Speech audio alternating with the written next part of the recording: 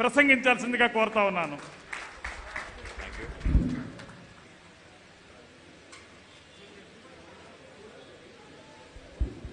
జనసేన జిల్లా పార్టీ అధ్యక్షులు కందుల దుర్గేష్ గారికి, పిఠాపురం నియోజకవర్గం ఇన్ఛార్జ్ శేష్ కుమార్ గారికి,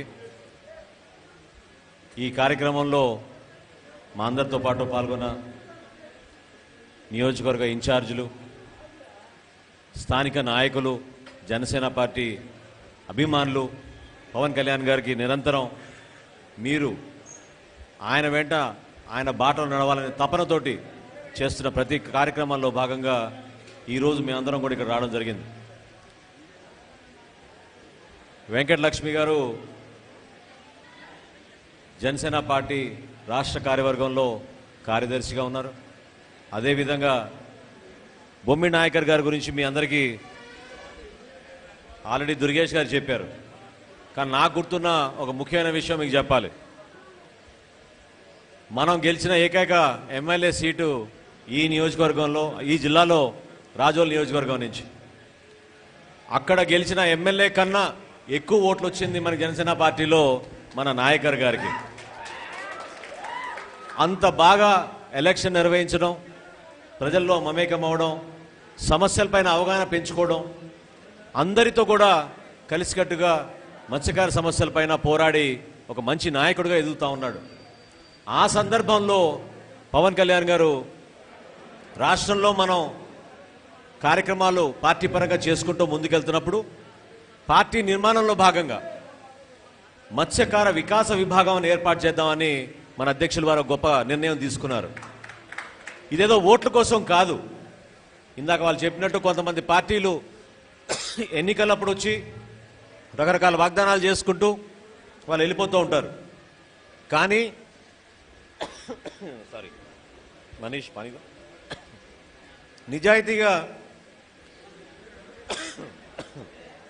నిజాయితీగా పార్టీ కార్యక్రమాల్లో పాల్గొనడానికి, పార్టీ పిలుపు మేరకు సమస్యలు ఏమున్నాయి మనం తెలుసుకుని వాటిపైన పోరాటాని కోసం ఈ విభాగాన్ని ఏర్పాటు చేశాం.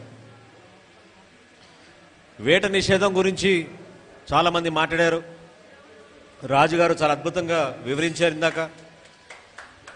అదేవిధంగా దాస్ గారు కూడా చెప్పారు. కానీ ఈ సమస్య కోసం ఏ విధంగా పార్టీ నుంచి మనం స్పందించాలి, ఏ విధంగా పార్టీకి ఒక ప్రణాళిక ఉండాలి, ఏ విధంగా మనందరం కూడా ఒక కార్యాచరణ చేయాలని దానిపైన పవన్ కళ్యాణ్ గారు ఈ విధంగా ఒక విభాగాన్ని ఏర్పాటు చేశారు. దాన్ని మీరు గుర్తించండి, దాంట్లో మీరు పాల్గొనండి.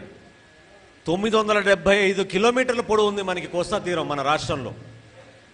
975 కిలోమీటర్ల తీరం ఉంటే ఎంతమందికి మనం ఉపాధి కల్పించవచ్చు, ఎంతమందికి మనం వారి కుటుంబానికి మనం ధైర్యం నింపేటట్టు మన ప్రభుత్వాన్ని నుంచి మనం పనిచేయగలుగుతాం. జగన్మోహన్ రెడ్డి గారు పాదయాత్రలో మీ ప్రాంతానికి 2 సార్లు కాదు 3 సార్లు వచ్చాడు. దివీస్ పరిశ్రమ గురించి మీ అందరికీ తెలుసు. ఏ విధంగా పచ్చాబద్దాలు ఆడి దొరికిపోయాడో మీ అందరికీ తెలుసు. దానికోసమే మీ తరఫున ఈ ప్రాంతంలో పర్యావరణం గురించి, ఈ ప్రాంతంలో నష్టం జరగకూడదు, భావితరాల గురించి మనం ఆలోచించినప్పుడు వాళ్ళ కోసం త్యాగానికైనా సిద్ధమవ్వాలనే ఆలోచనతోటి ఆ రోజు పవన్ కళ్యాణ్ గారు మళ్ళీ తిరిగి వచ్చి మనం మీటింగ్ ఏర్పాటు చేసుకున్నాం. వాస్తవంగా 3,000 కోట్ల రూపాయలు మత్స్యకారులకి వాళ్ళ కుటుంబాలకి ఇస్తా అని 2.5 సంవత్సరాల క్రితం ఈ ముఖ్యమంత్రి వాగ్దానం చేశారు. ఏమైపోయింది చెప్పండి? దాదాపు 2,257 సొసైటీలు ఉన్నాయి మీకు. కేవలం ఈ రోజున ఈ 10,000 రూపాయలు ఇచ్చేది 1,09,000 మంది లబ్ధిదారులకి. రాష్ట్ర వ్యాప్తంగా ఇంత భారీ ఎత్తున మన జనాభా ఉంటే, ఇంతమంది యువత కష్టపడి సముద్రంలోకి వెళ్ళి వాళ్ళు వేట చేసుకుని వచ్చి బతుకుతుంటే, ఇక్కడ స్థానికంగా ఉన్న సమస్యలపైన ఏమాత్రం కూడా అవగాహన లేకుండా 9 ఫిషింగ్ హార్బర్లు కడతా అన్నాడు. మీకు ఫిష్ ల్యాండింగ్ కోసం సెంటర్లు ఏర్పాటు చేస్తా అన్నారు. ఏమైపోయినాయి ఈ వాగ్దానాలు? ఎందుకు చేయలేకపోతున్నారు? పచ్చి మోసం. మీకు ఇచ్చిన మాట మీద వెనకబోయి ఈ రోజున మళ్ళీ వాళ్ళు తిరిగి వచ్చి మీకోసమే నిలబడుతున్నాం అని పెద్ద పెద్ద ప్రకటనలు చేసుకుంటున్నారు. మత్స్యకారుల శ్రేయస్సు కోసం, మత్స్యకారులు పడుతున్న ఇబ్బందుల గురించి మనం చర్చించుకోవాలి. నిజాయితీగా పనిచేసే వ్యక్తి, రాజకీయాల్లో మార్పు కోసం వచ్చిన వ్యక్తి మన పవన్ కళ్యాణ్ గారు. అటువంటి వ్యక్తి మీకు దగ్గరయ్యేటట్టు మీకు మీ సమస్యల గురించి తెలుసుకునే విధంగా ఒక మంచి ఆలోచనతో ఈ కార్యక్రమం చేస్తున్నాం.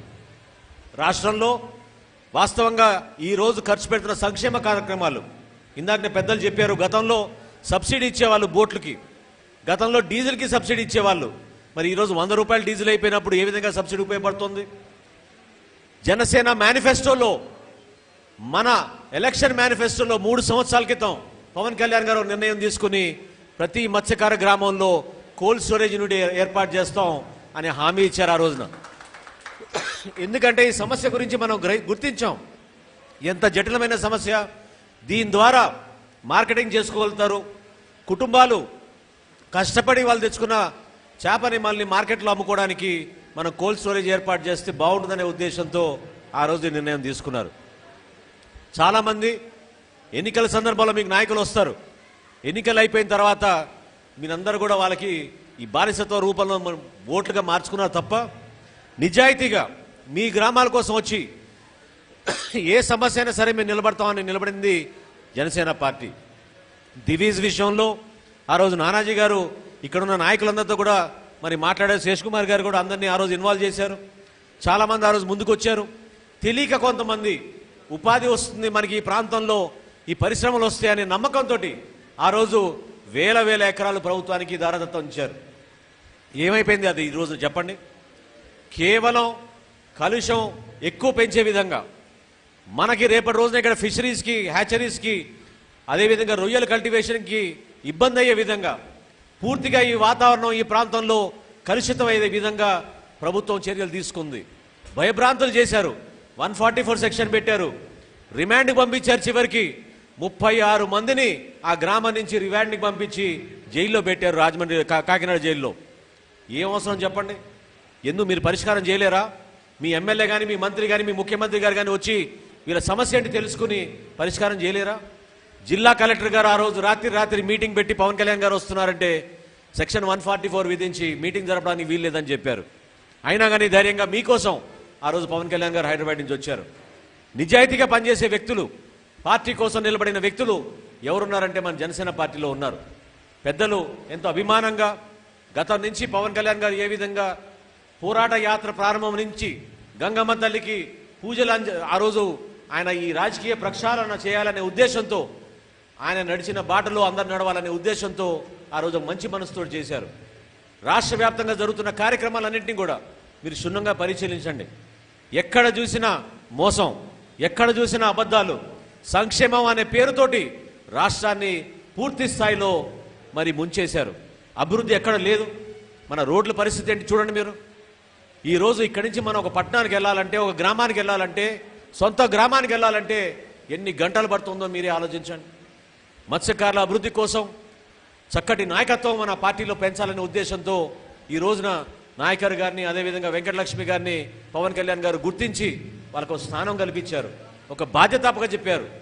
పదవి అంటే కేవలం అలంకరణ కోసం కాదు, స్టేజ్ల మీద కూర్చోడానికి కాదు. పదవి అంటే ఒక బాధ్యత.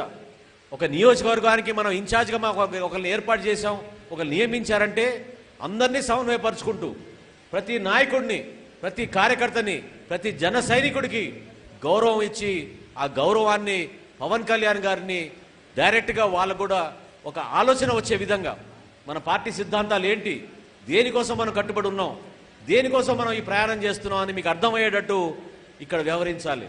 చిన్న చిన్న విషయాల గురించి మనం ఇక్కడ ప్రస్తావించాల్సిన అవసరం లేదు.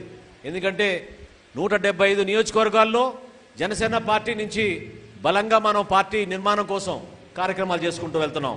జిల్లా అధ్యక్షులుగా దుర్గేష్ గారిని నియమించారు పవన్ కళ్యాణ్ గారు.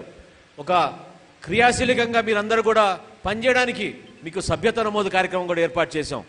ఈ నియోజకవర్గం నుంచి కూడా చాలామంది యాక్టివ్గా దాంట్లో పార్టిసిపేట్ చేశారు. వేల సంఖ్యల్లో ముందుకొచ్చి యువత ప్రత్యేకంగా కోవిడ్ పరిస్థితుల్లో కూడా 500 రూపాయలు కట్టి క్రియాశీలక సభ్యత్వం మన జనసేన పార్టీలో తీసుకున్నారు.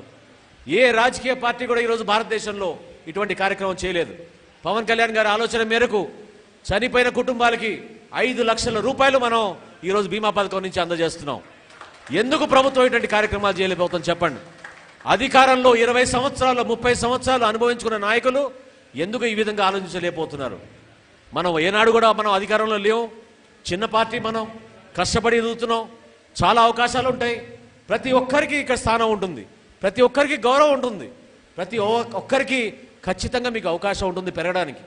రేపటి రోజున సర్పంచ్ ఎన్నిక కానివ్వండి, ఎంపీటీసీ ఎన్నిక కానివ్వండి, వార్డులో ఎన్నిక జరిగినప్పుడు కానివ్వండి, లేదా జిల్లా కార్యవర్గంలో మీరందరూ కూడా చురుగ్గా పాల్గొంటే మీకు అవకాశం ఉంటుంది.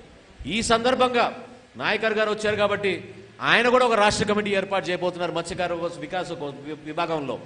అందులో భాగంగా తప్పకుండా ఉప్పాడ ప్రాంతం నుంచి ఒకరికి స్థానం కల్పించమని నేను ఈ వేదిక సభాపూర్వకంగా నేను ఆయన కోరుకుంటున్నాను.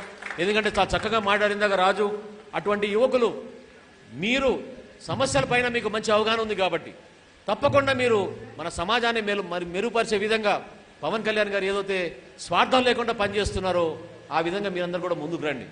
ఎక్కడా మనకి లోటు లేదు, మంచి నాయకత్వం ఉంది. జిల్లా మొత్తం వచ్చారు ఇక్కడ ఈరోజు మీకోసం. ఎందుకు చిన్న చిన్న విషయాలపైన మీరు ఇబ్బంది పడతారు చెప్పండి? పవన్ కళ్యాణ్ గారు ఇక్కడ బీఫామ్ ఇచ్చి గౌరవం ఇచ్చి పోటీ చేయమని శేష్ కుమారి గారిని ఆ రోజు పంపించారు. ఆమె ఈ రోజు వరకు నియోజకవర్గానికి ఇన్ఛార్జ్గా వ్యవహరిస్తున్నారు. ఆమె ద్వారా పార్టీ కార్యక్రమాలు, పార్టీ చేస్తున్న అన్ని కార్యక్రమాల్లో కూడా మరి జిల్లా నాయకత్వం ఆమెకి అండగా నిలబడుతుంది. పవన్ కళ్యాణ్ గారు తీసుకున్న నిర్ణయాన్ని మనందరం కూడా గౌరవించాలి. ఆ విధంగా ప్రతి నియోజకవర్గాల్లో కూడా ఇన్ఛార్జీలు ఎక్కడున్నా కూడా నిజాయితీగా ఒక చిత్తశుద్ధితోటి పనిచేసుకుని అందరినీ కలుపుకొని పోవాల్సిన అవసరం కూడా అందరిలోనూ ఉంది. అదే నేను ఇందాక అన్నది, పదవంటే ఒక బాధ్యత, పదవంటే ఏదో అలంకరణ కోసం కాదు. మనం ఇక్కడ ఎక్కువ సమయం కేటాయించుకోవాలి, మన స్థానిక సమస్యల గురించి మనకు అవగాహన ఉండాలి, తిరగాలి, వాళ్ళని మనతో పాటు నడిపించుకుని తీసుకెళ్ళాలి. ఒక్కోసారి మన ప్రయాణం చాలా కష్టమైన ప్రయాణం. ఈరోజు మనం ప్రతిపక్షంలో ఉన్నాం, ఏ కార్యక్రమం చేస్తున్నా కూడా పోలీసులు పంపించి మన మీద హౌస్ అరెస్టులు చేస్తున్నారు, కేసులు పెడుతున్నారు. అయినా కానీ మన యువకులు ఎక్కడ కూడా తగ్గడం లేదు. జనసేన బలం ఏంటో ఈరోజు చూసి వేరే పార్టీలు భయపడుతున్నారు మనని చూసి. ఈ జిల్లాలో మనమే ప్రధానమైన ప్రతిపక్షం, మనకే అటువంటి బలం ఉంది, మనకు అటువంటి నాయకత్వం ఉంది. మీరందరూ కూడా ఒక దృఢ సంకల్పంతో, ఒక మంచి ఆలోచనతో ఏ విధంగా ప్రతి సభలో పవన్ కళ్యాణ్ గారికి మనకి ఒక ధైర్యాన్ని నింపుతారో ఆ ధైర్యాన్ని మీరు కూడా ఇతరులకు నింపాలి, ఆ భరోసా ఇవ్వాలి. ఎందుకంటే మనం 100 మంది మనం మాట్లాడుకుంటే సరిపోదు, మనం 10,000 మందిని ప్రతి నియోజకవర్గంలో ప్రభావితం చేయగలగాలి. ఎందువల్ల జనసేన పార్టీని స్థాపించాం? దేనికోసం? ఇటువంటి సమస్యలపైన నిజాయితీగా ఎన్నికల సమయంలో వచ్చి ఓట్లు అడిగి వెళ్ళిపోవడం కాదు. ఖచ్చితంగా మనం ఒక మాట ఇచ్చి మన ప్రణాళిక ఏంటి, మన సిద్ధాంతాలు ఏంటి, ఏ విధంగా ఈ సమస్య పైన మనం పోరాడతాం. ఎందుకంటే ఇందాక వెంకటలక్ష్మి గారు చెప్పినట్టు ఎక్కువ మంది కోరుకునేది ఏంటి? ఆత్మగౌరవం. ఒక నిజాయితీగా పనిచేస్తున్న వ్యక్తులు కష్టపడి పనిచేస్తున్నప్పుడు మత్స్యకారులు అనేక మంది మహిళలు పాపం మార్కెటింగ్ చేసుకుంటూ ఉంటారు. వాళ్ళకి కావాల్సిన భరోసా, ఆ భరోసా నింపడానికి మనం ఏం చేయాలి? ఒక పార్టీగా ప్రతి ప్రాంతంలో రెసిడెన్షియల్ స్కూల్ ఏర్పాటు చేయాలి. చిన్నపిల్లల్ని వదిలేసి వాళ్ళు వెళ్ళలేరు పాపం, వాళ్ళు మార్కెటింగ్కి. మహిళలకి పౌష్టికాహారం అందించాలి, వాళ్ళకి మార్కెటింగ్ అవకాశాలు కల్పించాలి. కాలేజీల గురించి కూడా ఇందాక నాయకర్ గారు ప్రస్తావించారు. తప్పకుండా ఇటువంటి వాటిపైన మన అవగాహన తెచ్చుకొని ప్రతి గ్రామంలో, మండలంలో ఎటువంటి కార్యక్రమాలు చేయాలి, తీర ప్రాంతాల్లో నివసిస్తున్న వాళ్ళ సమస్యలు ఇతర ప్రాంతాల వారికి అర్థం కాకపోవచ్చు, దానికోసమే మనం ఈ వికాస విభాగం ఏర్పాటు చేశాం. రండి, మీరందరూ దీంట్లో పాల్గొనండి, మనస్ఫూర్తిగా ఈ ప్రయాణంలో మీరు భాగస్వాములు అవ్వండి. ప్రతి ఒక్కరికి మన పార్టీలో గౌరవం ఉంటుంది, స్థానం ఉంటుంది. మీకు నిజాయితీగా పనిచేసే ప్రతి కార్యకర్తని గుర్తించే అవకాశం పవన్ కళ్యాణ్ గారు కల్పించారు. అనేక విభాగాలు ఉన్నాయి. మత్స్యకార విభాగంతో పాటు మనం ఏర్పాటు చేసిన ఏకైక విభాగం చేనేత కార్మికుల కోసం, ఆ నేతన్న కోసం. ఆ నేతన్నలు కూడా చాలామంది మరి గతంలో కష్టాల్లో పాపం ఎంతోమంది ఆత్మహత్యలు చేసుకున్నారు. అటువంటి పరిస్థితులు రాకూడదని పవన్ కళ్యాణ్ గారు మరి చేనేతల గురించి కూడా ఒక విభాగం ఏర్పాటు చేశారు. మహిళా విభాగం రాకపోతుంది. యువకుల కోసం ప్రత్యేకంగా మీరు చేస్తున్న పోరాటాన్ని ప్రజల్లో తీసుకోవడానికి దాని గురించి కూడా మనం కమిటీ ఏర్పాటు చేసుకోబోతున్నాం. అట్లా అందరికీ అవకాశం వచ్చేటట్టు ఒక మంచి స్ట్రక్చర్ మనం ఏర్పాటు చేసుకుంటున్నాం. ఎక్కడ కూడా మీరు అధైర్యపడవసరం లేదు. ఎవరు కూడా మమ్మల్ని తక్కువ చేశారనో, మమ్మల్ని పెంచారనో, మమ్మల్ని పట్టించుకోవడం లేదన్న భావన ఎవరిలో కూడా రావసరం లేదు. నియోజకవర్గాల సమస్యలు అన్ని నియోజకవర్గాల్లో ఉంటాయి. ఆ నియోజకవర్గ సమస్యల్ని మీరు జిల్లా స్థాయికి తీసుకెళ్ళండి. జిల్లా స్థాయి నాయకులు దాన్ని సమన్వయపరుస్తారు, మీకు ఇబ్బంది కలగకుండా చూస్తారు. మేము చేయాల్సిన కార్యక్రమాలు ఖచ్చితంగా మత్స్యకారుల కోసం అండగా నిలబడమే కాకుండా వాళ్ళకు భరోసా నింపించడానికి కోసం ఈ విభాగాన్ని ఏర్పాటు చేశాం. ఇంకోసారి చెప్తున్నా, నేను పవన్ కళ్యాణ్ గారు ఆ రోజున నాయకర్ గారిని పిలిపించి చెప్పింది ఏంటంటే, ఇదేదో ఓట్ల కోసం కాదు. వాళ్ళని ఉత్తేజపరచడం కోసం, వాళ్ళకి చదువు అవకాశాలు పెంచడం కోసం, వాళ్ళకి ఉపాధి అవకాశాలు పెంచడం కోసం, వాళ్ళకి రుణాలు, సబ్సిడీలు, అవసరమైతే కేంద్ర ప్రభుత్వంతో మాట్లాడి మనం ఇంకొంతమంది నిపుణులు మనలో పెట్టుకుని మన కమిటీలో వాళ్ళ ద్వారా మన ప్రాంతానికి మేలు జరిగే విధంగా మనం మత్స్యకార వికాస విభాగం ఏర్పాటు చేశాం అనే మాట పవన్ కళ్యాణ్ గారు చెప్పారు. దయచేసి మీరందరూ మన కుటుంబంగా భావించుకుని కష్టపడి మీరు చేస్తున్న మీ ప్రయత్నాన్ని తప్పకుండా జనసేన పార్టీ గుర్తిస్తుంది. మీతో పాటు నడవడానికి మీ అందరం కూడా సమిష్టిగా జిల్లా నాయకత్వం మీ ముందు వచ్చాం. ఈ రోజున ఖచ్చితంగా ఉప్పాడ ప్రాంతానికి నేను గతంలో శాసనసభ సభాపతిగా ఉన్నప్పుడు కూడా నేను 2 సార్లు వచ్చాను ఈ ప్రాంతానికి.